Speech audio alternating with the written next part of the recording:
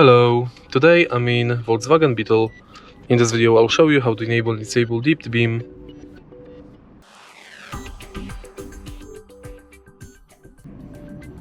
In the beginning, let's take a look behind left side of the steering wheel.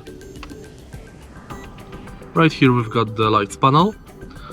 Thanks to lights panel we can enable also auto lights, position lights and rear anti-fog lights. To enable dipped beam, we have to simply twist this knob 3 times to the right side. When you do it, the instrument cluster is getting brighter.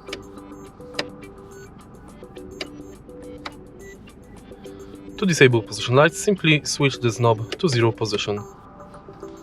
And that's it.